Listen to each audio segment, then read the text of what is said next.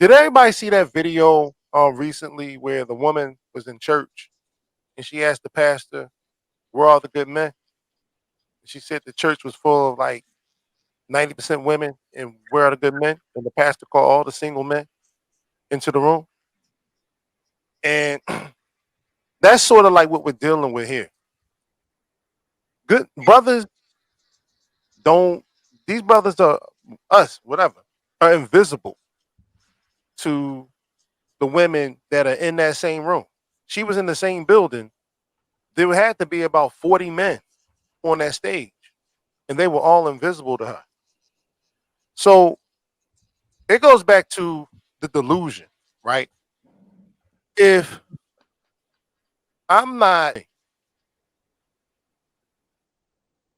or if I don't feel capable of dealing with the man or the woman, if she's the woman and she's not capable of dealing with the man that qualifies for her, then she can sabotage that whole process by putting all these different things that contradict one another together in the pot and never come up with the stew that's going to present or to turn into that man that she wants.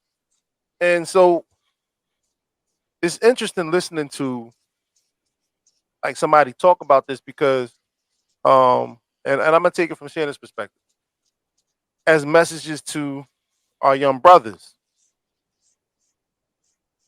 Women like this, you shouldn't be chasing. You shouldn't even be seeking and searching for. Because the type of confusion and delusion and chaos they come with, you'll never satisfy them. What she needs Dave Chappelle, who just got Oprah pregnant. But Dave needs to be successful like Will Smith. She can't handle what she's asking for. And I think she's doing it deliberately. And honestly, when we really think about this type of chaos and confusion going on, this is accidental with her. This is accidental because she made a statement about wanting the man needs to own the bus. So she wouldn't date the bus driver unless he owned the bus. That's how she sort of how she got into the space to be this. I think she's making this shit up on the fly. Like because she's not prepared. But that's why in her various different interviews and segments that she had on her own talk show, she's changing and moving the goalposts in every conversation. I appreciate her softening up her look, though. She does look a lot softer than she did in that initial conversation with Alex. But I think the thing that's crazy about this is she represents a lot of the confusion and chaos because we don't really have a culture in the black community in terms of what roles men have and what roles women have. And because it's been so convoluted over the past few centuries, that now it's pretty much people just picking and choosing and cherry picking things based on how they feel in the morning. So we don't, tomorrow she might say something totally different about the type of man she's looking for or the type of value she's looking for. She might say something totally different because it's not going to make any sense. It's all based on how she feels and how she thinks she's being perceived. So, and I'm gonna land the plane right there.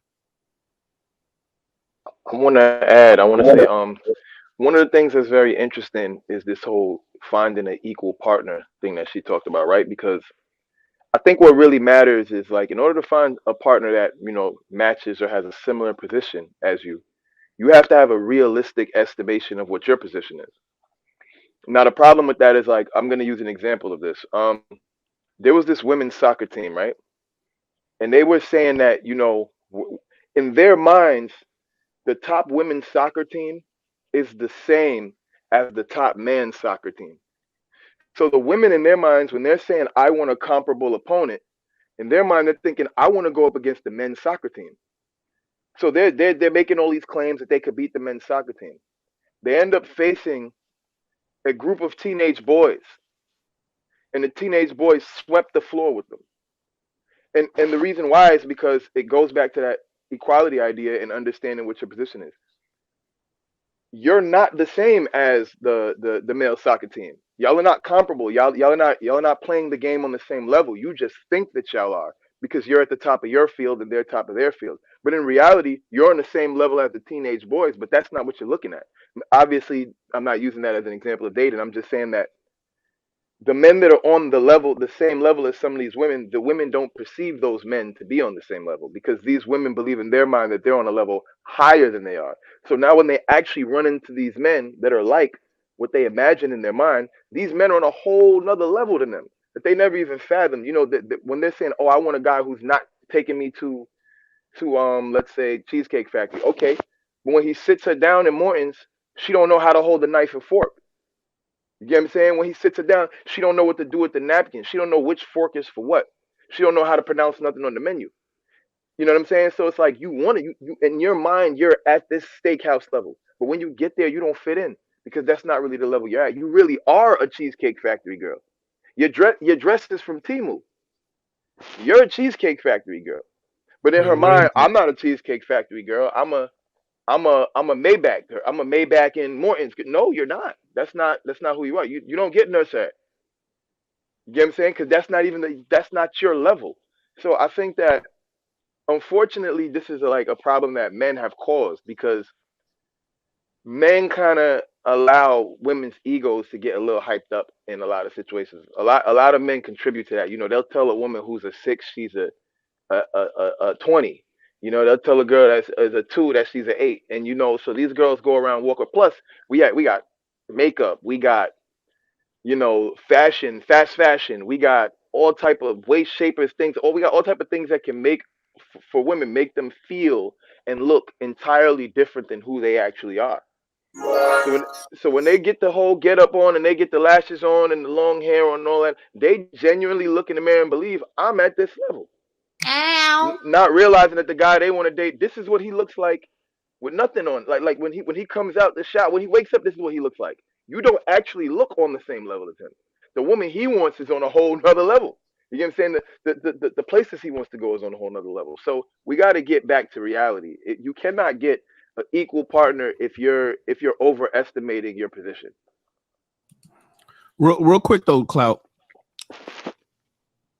Men are okay with women that's not on that level, that don't know how to use the fork and a knife right, that doesn't know how to properly eat at a steakhouse, if she's willing to listen and learn.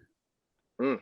What's happened far too often when you meet a woman who has grown to learn how to do those things, who has the proper etiquette, who has the temperament or the education or the experience in her life, that she's where he wants, you can't tell her nothing new.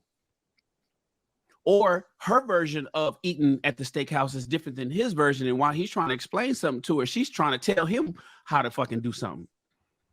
And whatever it is, and everything is, it's always contention or a battle or a fight. And men don't want to fight with women about a thing in life, about politics, about religion, about local issues in the city, about the house, about the kids, about where we going tonight, or what we eating, or what the kid, or what we wearing. Far too often is when you do get the woman that's quote unquote on his level, it's goddamn, she's so cantankerous, you don't want to talk to her. So the rides in the car to the event be silent, and you're not even having a conversation. And when you get home off work, you ain't excited to go in the house. But Nope. when you get that one girl, Clout, that don't know that stuff that you're talking about, right?